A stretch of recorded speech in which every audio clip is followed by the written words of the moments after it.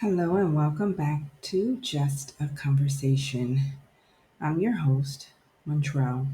Today, this episode is not here to fix, it's not even here to teach. It's an invitation to breathe, to thine own self be true, to ask the question, where does it hurt? Because healing starts with honesty, the kind we offer to ourselves first. So take a moment, breathe with me, and let's begin. I was going through some old writings of mine the other day and I came across something I had written a while back. It's called The Wound. And reading it again, I felt something different. Not pain, not sadness, but presence. A deeper awareness of who I was when I wrote it and who I've become since. When I wrote it, I was still deep inside the unraveling, still trying to figure out where the pain ended and where I began. But now I read it with softer eyes. It's amazing how much control our unhealed wounds can have over our lives, especially when we don't even realize it's shaping our choices, our reactions, our story. We all carry something. There is a wound within us all of some sort. We don't all experience it the same, but it exists. Maybe your wound came from abandonment, someone walking away without explanation, and now you find yourself overgiving just to feel worthy of being chosen. Maybe it's rejection, the kind that made you shrink, hide your voice, or second guess your brilliance. Maybe it's betrayal, trust handed over only to be dropped without care.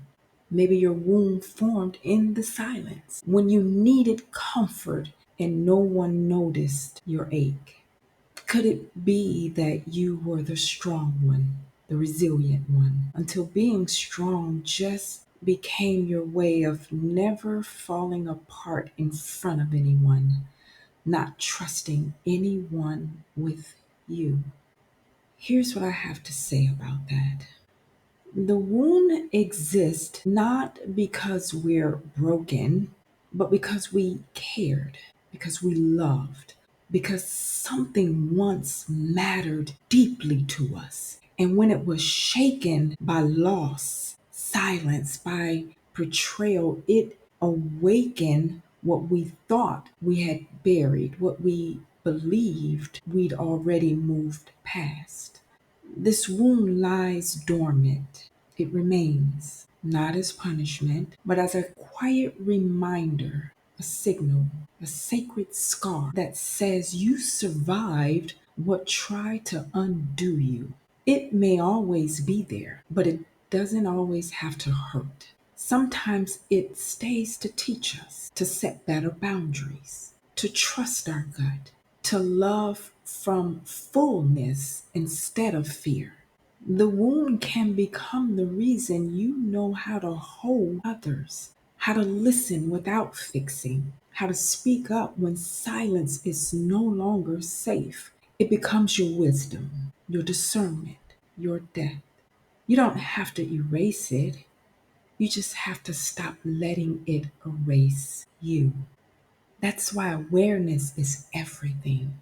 We don't heal by ignoring the wound, we heal by noticing it, speaking to it, making space for it to loosen its grip so we can finally breathe.